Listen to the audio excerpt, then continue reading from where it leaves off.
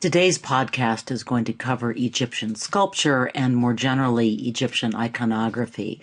This is the palette of King Narmer, the oldest labeled work of art in existence today. And if you can understand this piece of art, you've got Egyptian sculpture, and for that matter, most Egyptian art pretty well under control. This is actually an artifact that has generated a lot of controversy. Does it commemorate the unification of Egypt after an actual battle? Or does it present a myth of unification? The answer really doesn't matter for our purposes. What we do know is that this work establishes various canons of representation, that is, rules of representation that Egyptian artists follow. And it also introduces almost all of the abiding themes of Egyptian art. Let me begin with a rather odd practical point. This was a palette for mixing eye makeup. So here you see a mosaic that shows an eye with thick coal makeup. Interestingly, scholars now think that this may have protected eyes from the sun as well as enhanced appearance. So back to the slide. Sorry, as always, about the rustling notes. What do we see in this piece? What sculpture technique is used? Use your art vocabulary.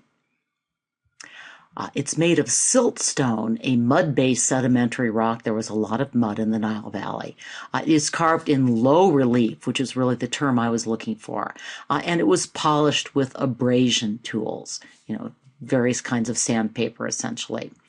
But more importantly, and again, you're going to hear this question over and over again as we look at art, how is this art used to be a symbol of the king's power and authority?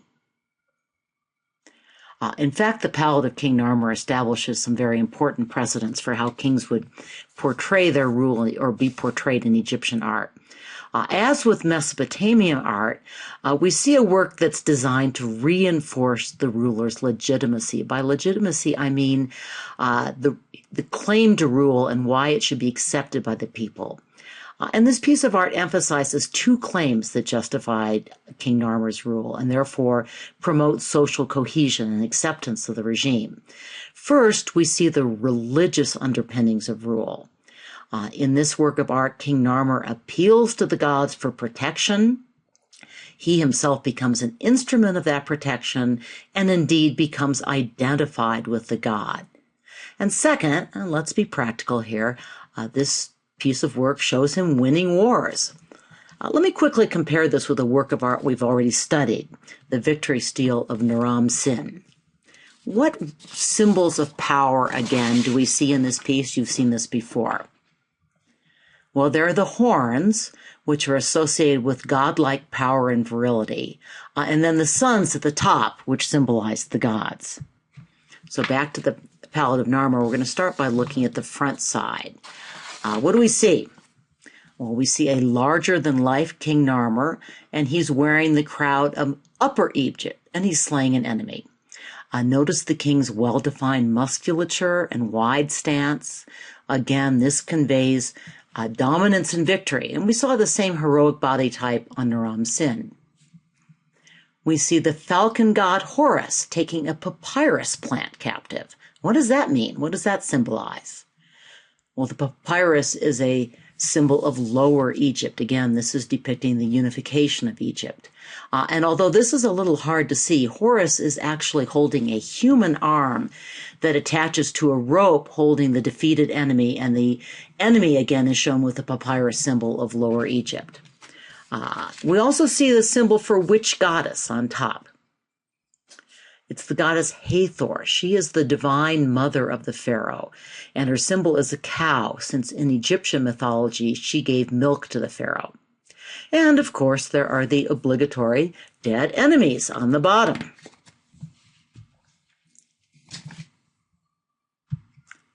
Now we move to the back of the sculpture, more rustling notes. So how has the king's headdress changed? Now he's wearing both crowns. He's unified Egypt. We'll see that more clearly in the next slide.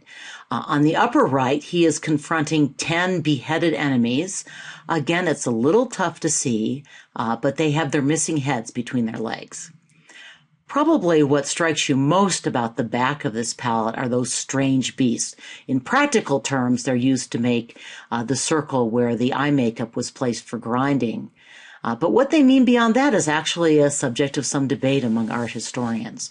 So, for example, are their entwined necks a symbol of unification, or do they symbolize some kind of subjugation? Again, we really don't know, but many similar entwined neck figures show up in Mesopotamian work, so it may actually reflect an influence across cultures. We know that Egypt had contact with Mesopotamia. Both were trading cultures. Notice also that the heads appear to be lionesses. Again, that's a symbol of strength. In the bottom register, we see a bull lowering his head and stepping on a dead and, of course, naked enemy. Here again, the bull symbolizes strength and virility. Interestingly, later Egyptian pharaohs would be called bulls of Horus, so sort of mixing our animal metaphors. I thought this was a useful slide. It portrays some of the symbols that show up in this work and will show up in many other works. Remember, you can find these PowerPoints on Moodle if you want to study these images further. Let me draw your attention especially to the Ankh, which is the symbol of eternal life. In some ways, it's easy to remember since it looks like a cross, although, of course, this was long before the birth of Christ. Notice also the headdress worn by Horus and most pharaohs of Egyptian art.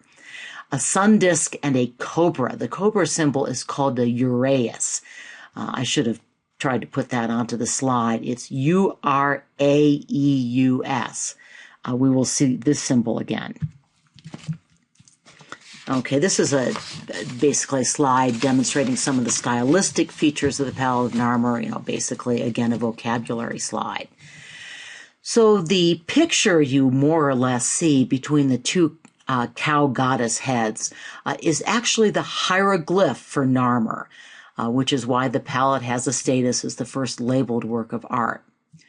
You notice that the registers are once again used to convey narrative, so you have the story told in parallel strips, if you will. Narmer is shown in composite perspective. You should be getting this one down by now. So in other words, his face is in profile, but weirdly enough, his eye faces forward. Again, this is a conceptual and not optical presentation. His shoulders are frontal, but below the waist he is shown in profile. You'll need to be able to recognize and identify this perspective since it's pretty anatomically weird. I don't think that'll be hard to do. And again, it's trying to capture the truth of the body rather than just to show us, how we would see it with our eyes. Again, this work exhibits hierarchy of scale. Narmer is bigger than his servant, the person shown on the left carrying his sandals. His enemies are smaller still. Now we're going to move on to the statue of Khafre.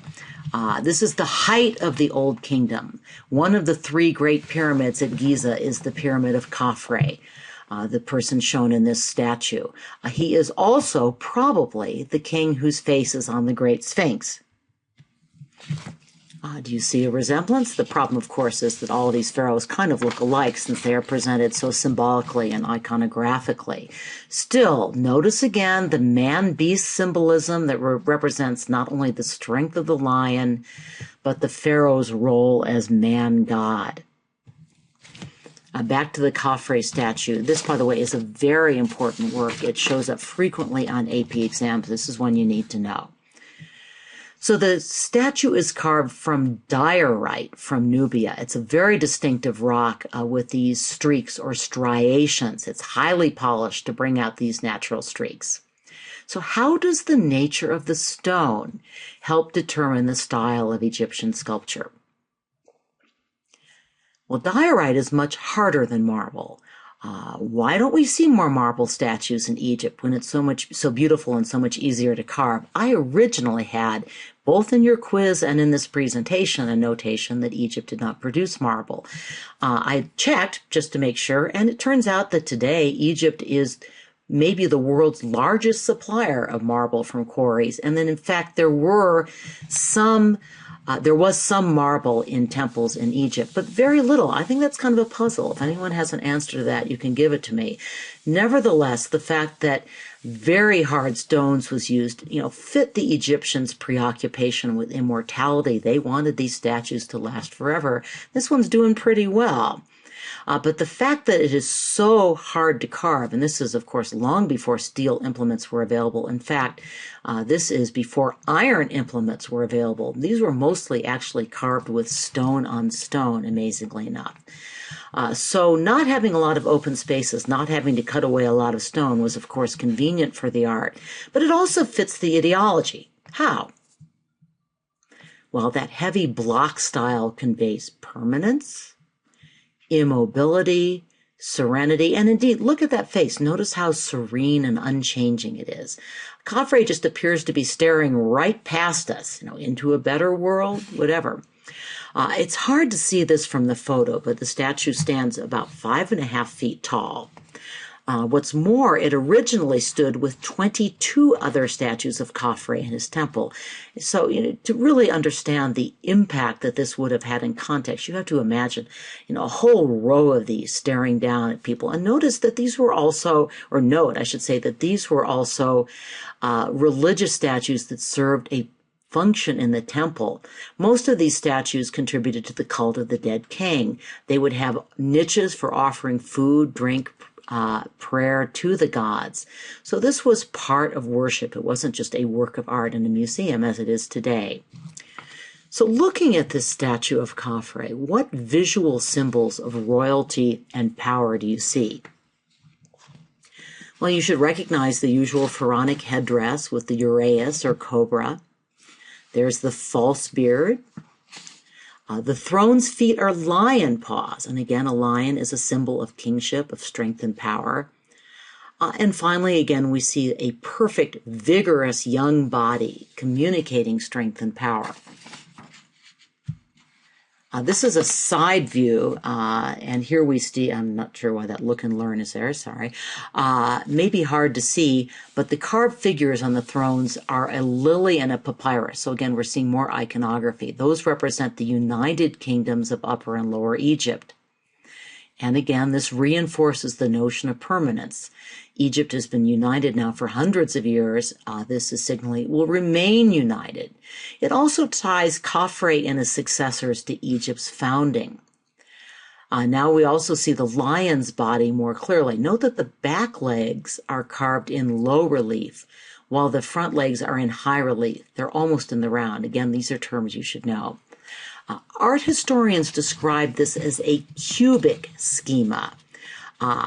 I would have described the shape as more rectangular than cubic, but at any rate, the shape of the block of stone remains clear. The sculpture is static. This becomes even more evident with Egyptian block statues, and I'll show you an example here. This is a block statue from the Middle Kingdom. I think maybe the only Middle Kingdom work in this slide. Well, this is a more extreme cubic form than the statue of Khafre. Both of these statues demonstrate that the Egyptians did not, to use a term from art historians, free their figures from stone, or at least not very much.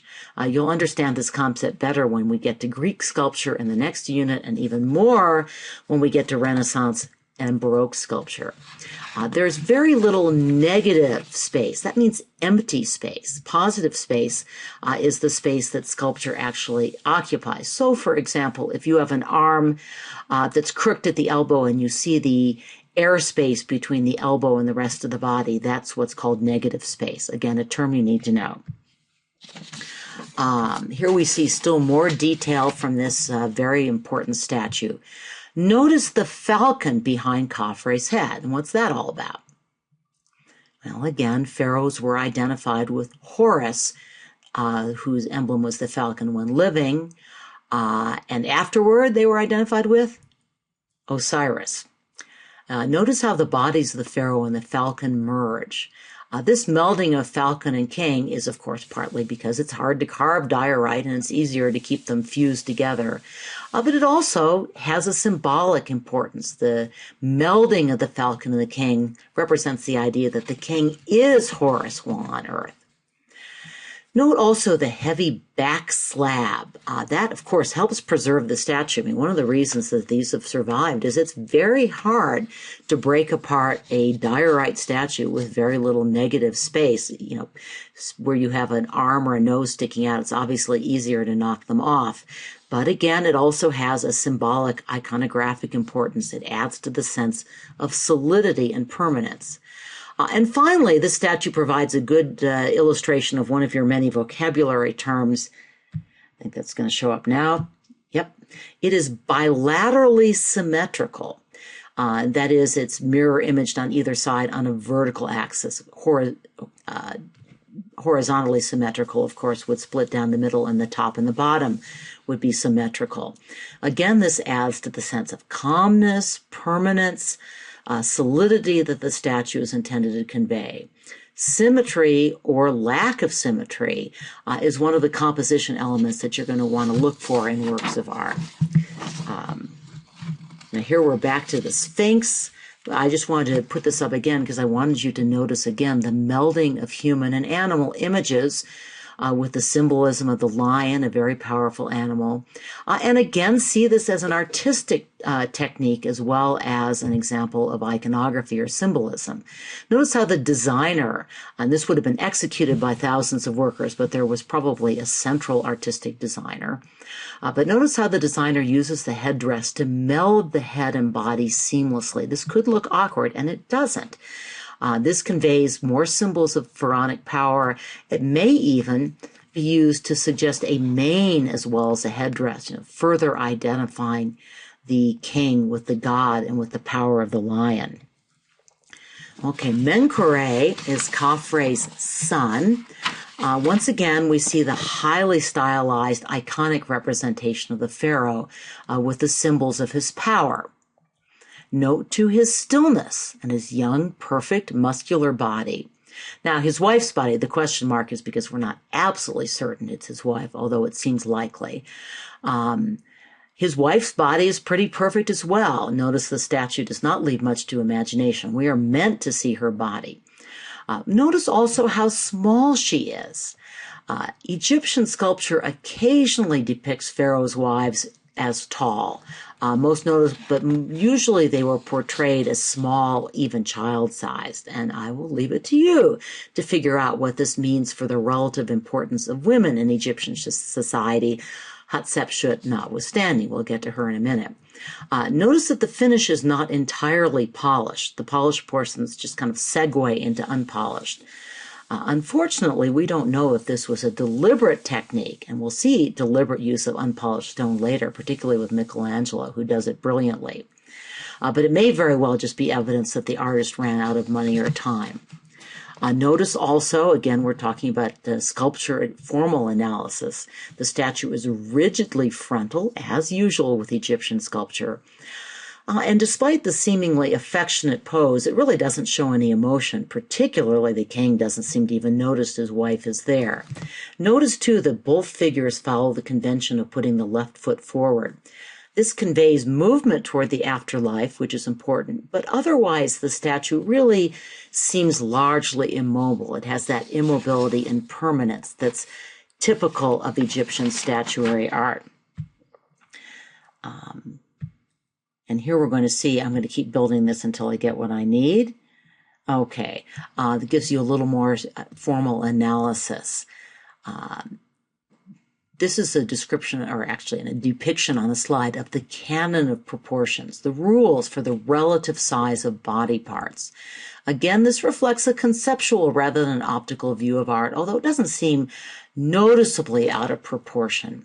The canon of human proportions was actually a square grid of 18 units that was applied to a drawn standing human figure, which allowed it to be reproduced in various sizes, but always anatomically proportionate. This is where your ratios come into play, if you're wondering how anyone would ever use math. So 2 squares, for example, were allowed for the face, from the hairline to the base of the neck, 10 squares from the neck to the knees, and 6 squares from the knees to the soles of the feet. There was a 19th square used for hair, but it wasn't counted with the rest of the body. A sitting figure was divided into 14 square grid, with 15 including the hair. Now, relax. You do not need to memorize those numbers, which is why I didn't even put them on the slide. We will encounter other and slightly different canons of proportion in this class as we move through from the Greeks and particularly into the Renaissance. It's a term you should know. It tends to convey interesting information about what any given culture considers to be appropriate proportions and what it considers to be beautiful. This is a little hard to see, sorry. This is a painted relief sculpture. Again, it's low relief. It's another good example of hierarchy of scale. Note, however, that the fish are portrayed much more realistically with a lot more movement. This is typical of Egyptian art, both relief sculpture and painting. We'll see this in painting. Animals and lower classes of people are shown with realistic detail. In other words, Egyptian artists used their conventions deliberately, not just to take artistic shortcuts. They, in fact, did know how to do more realistic art.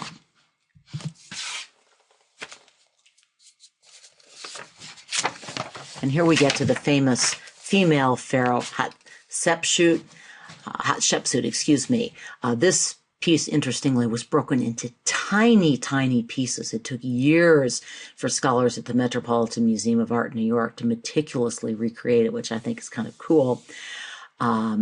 What symbols of power do you see?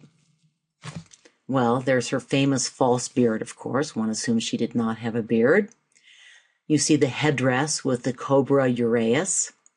The base reads Menkaure, which was the name Hatshepsut is using here. I'm sorry, I can't seem to pronounce that properly. Is represented as the one who gives Ma'at to Amun. Remember that Ma'at is the order, the right ordering of things in the universe. Amun is the sun god. Ma'at was the goddess of order, right balance, justice, and for a king to offer an image of Ma'at to another deity is really a way of reaffirming that this was the guiding principle of his or her rule. Again, notice the immobile, blocky form. Any guess about what stone's being used here? You should recognize it. It's granite, another very hard stone, which is why we now often use it for kitchen countertops. This one isn't in your book. It's a rare statue where Hatshepsut is shown with more feminine features. This image is not in your, I said it was in your book. The person who taught my AP Teacher Institute recommended including this for precisely that reason, that it's an unusual depiction. Okay, this is almost more architecture than statuary. These statues were carved directly out of the rock. Amazingly, this was submerged, or at least the temple of Abu Simbel to Ramses II was submerged when the Aswan Dam was built, and an international team of archaeologists basically cut up the sculpture and moved it to higher ground in 1968. It was amazing.